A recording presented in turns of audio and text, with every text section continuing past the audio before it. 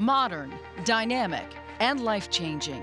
It's not only a brand new building, but also the vision of a leader, Dr. Akram Boutros, committed to changing healthcare as we know it. He's really changed the idea of what it means to be a people's hospital.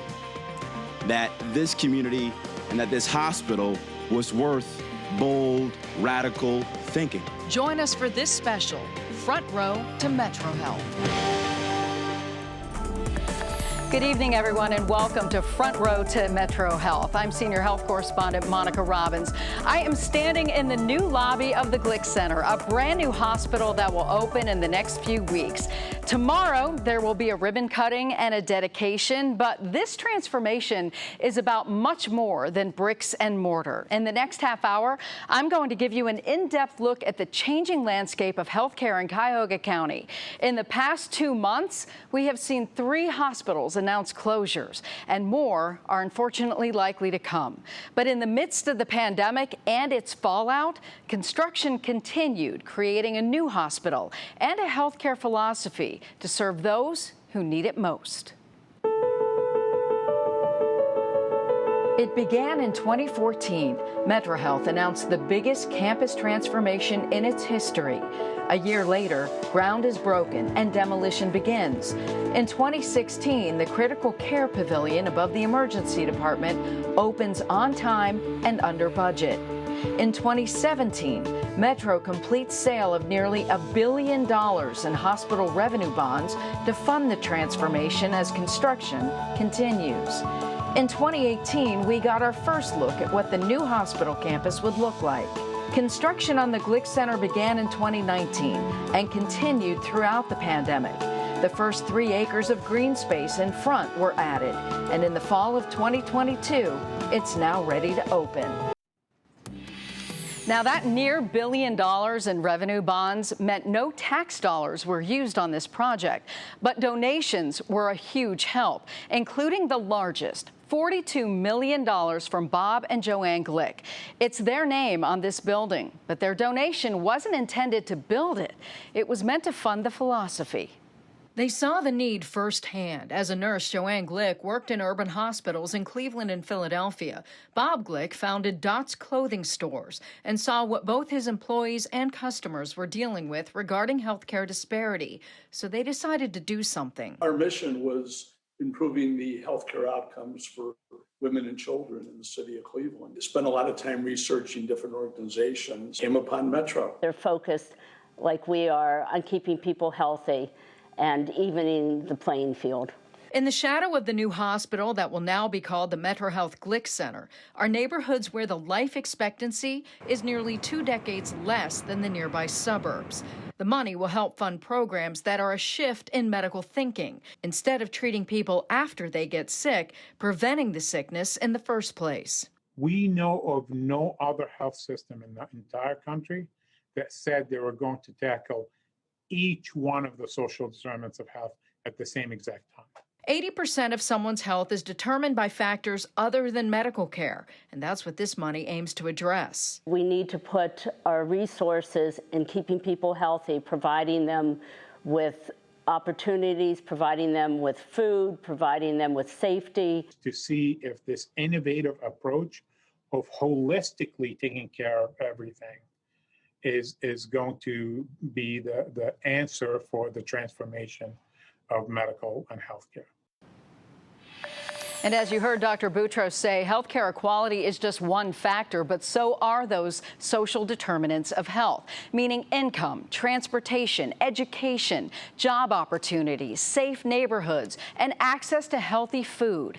Metro's transformation envisioned more than just a hospital. It's an investment into its own neighborhood. MetroHealth is in the heart of the Clark-Fulton neighborhood, 11,000 residents, and home to the largest concentration of Hispanic and Latinx people in the state of Ohio. But the median income level is less than $23,000. Housing and health are intertwined. Unsafe or unsuitable housing can lead to health inequities.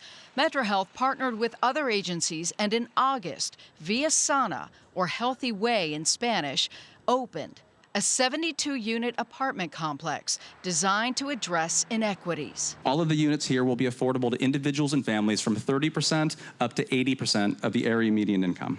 And 8 units are specifically designated for project-based vouchers.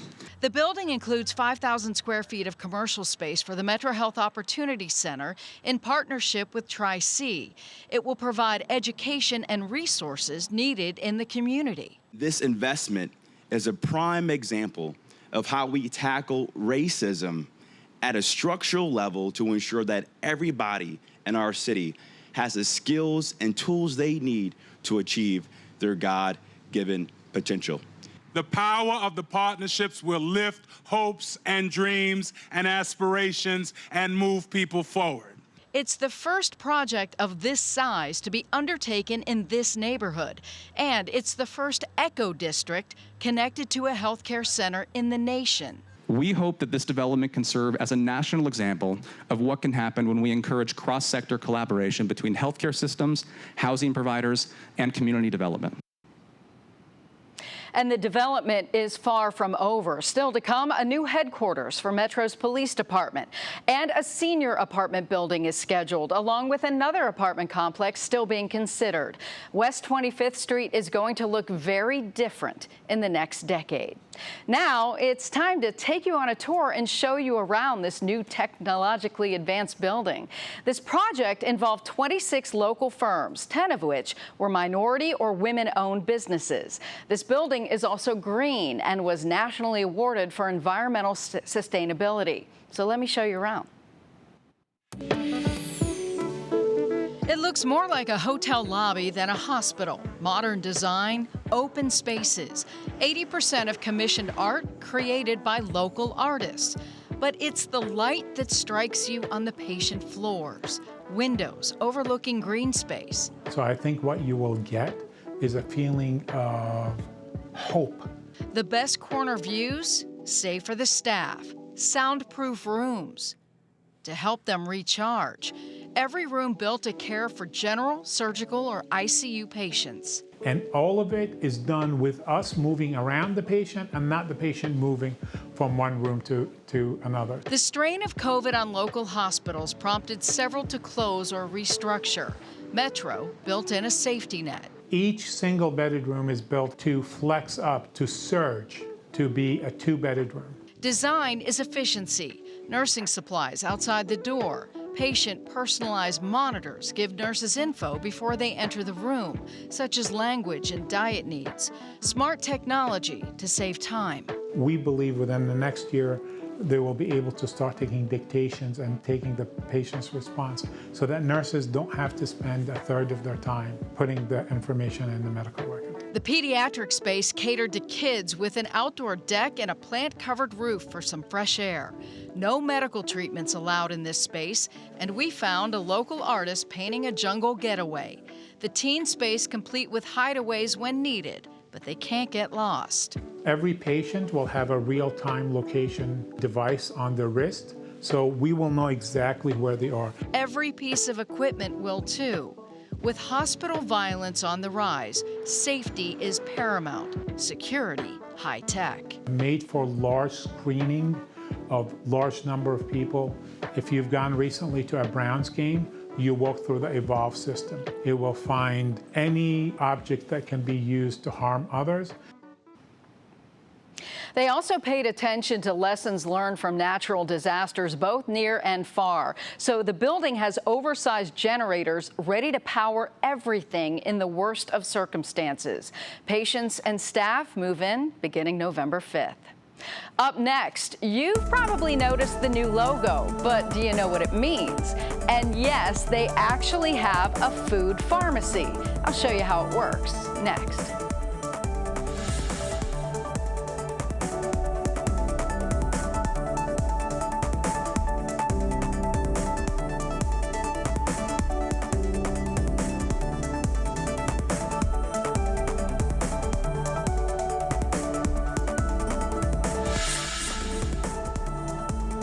Welcome back to Front Row to MetroHealth.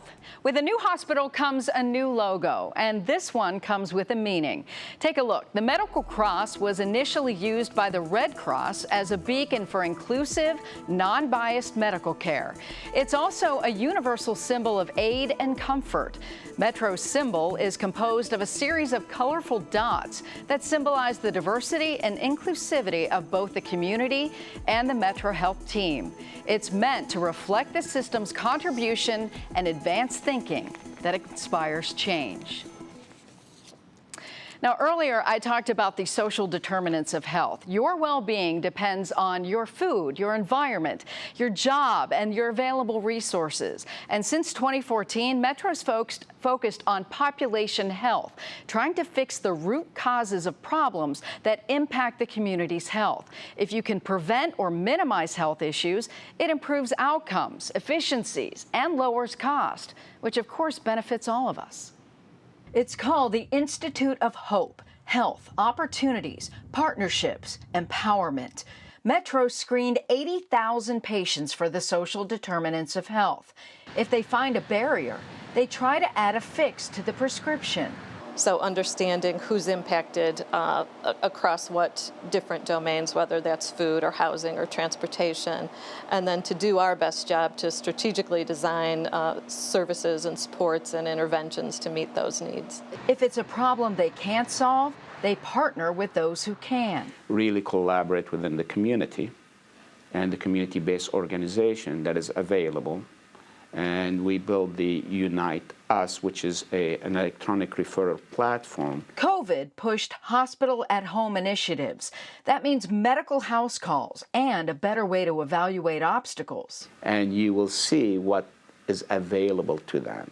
You will learn if they have a refrigerator that is working. The data is invaluable and can be used to help other communities. They're already seeing results. We're also seeing somewhat of a trend towards decreased use of the emergency department. Regardless which zip code you live in, you should have equal access to the best acute care that you can have. Now, food insecurity is another health issue Metro is tackling. They've partnered with the Greater Cleveland Food Bank and committed 1 million free meals to the surrounding community over the next 5 years. But they're also teaching patients how good food can be good medicine. According to Feeding America, more than 14% of people living in Cuyahoga County can't afford good quality food. Those who are food insecure have higher rates of chronic disease, such as diabetes and high blood pressure. To combat this, MetroHealth started the Food is Medicine Clinic. The first thing that I steer them towards is our fresh fruits and vegetables. Ohio grocery prices increased 12% this year. According to the Greater Cleveland Food Bank, demand for assistance is up 11% from pre-pandemic levels. There is more need now than ever, but often those who need healthier food don't know how to find it. All the foods that we have are diabetic friendly. We are getting foods that are lower in sugar, lower in sodium, but we're really promoting the fresh foods as well. Think of it like a pharmacy, only the medicine tastes better. Who visits? MetroHealth patients who have screened positive for food insecurity, and they have either diabetes or high blood pressure, or they have had a recent hospitalization for congestive heart failure. Shelves are stocked thanks to the Cleveland Food Bank, and produce is donated or locally sourced.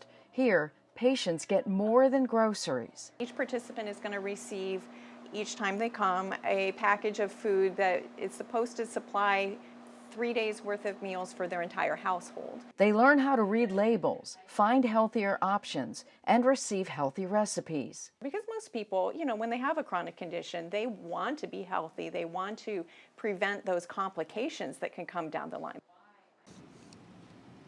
Metro's research from its patient screening found one social determinant that was overwhelming and perhaps surprising: social isolation. And it wasn't just because of the pandemic. So now they have a program where staff members call, check in, and chat with those who reported this issue affects them, so they know somebody cares.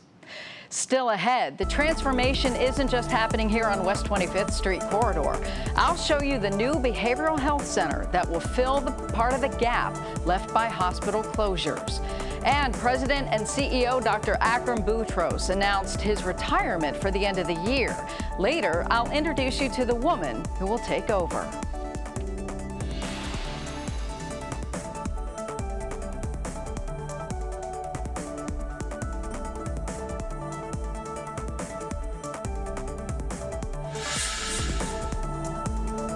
Welcome back to Front Row to MetroHealth. Now, the transformation is not just here on West 25th Street. The pandemic showed us the desperate need for mental health care. And beginning October 8th, MetroHealth's new behavioral health hospital will open. It's attached to the Metro Cleveland Heights Medical Center in Severance Circle, accessible by RTA, and it was meant to fill some of the gap in care locally. But now that some of the hospitals have closed, it's part of a rescue mission. It began as a plan to boost the need for mental health care in the region, but things changed in the last 3 years, and it's needed now more than ever. The original plans for the hospital started in 2019 after a study that showed this region was about 220 beds short of what we needed for behavioral health. So Metro planned this unit to fill about half of that gap. But now, since then, we've had the closure of other units in the community, such as St. Vincent's, and we'll be barely keeping even with the number of beds that the community has. And with the closure of St. Vincent Charity, there will be a big need for detox beds. So these rooms may help fill that gap for people who have a substance use disorder and a mental health disorder. It provides 112 beds with in- and outpatient care and a new care philosophy that follows the patient from the time they arrive through every aspect of their journey. Hospital stays will be shorter, 7 to 10 days on average, while people are evaluated and stabilized. We have one unit for mood disorder patients and one for thought. And the plan to separate them allows us to better plan for programming and activities that are appropriate to that population. Everything designed to keep people safe, secured entry and exit access, furniture weighted with sand so it can't be lifted, door handles, TV sets, shower heads, and safety bars designed to prevent ligature points. Even the screws are specialized so they can't be removed. Maintenance spaces for electrical and plumbing are self-contained to keep worker tools out of the patient's reach. Magnetic bathroom doors provide privacy, but no risk of injury. Subtle safety in a peaceful environment.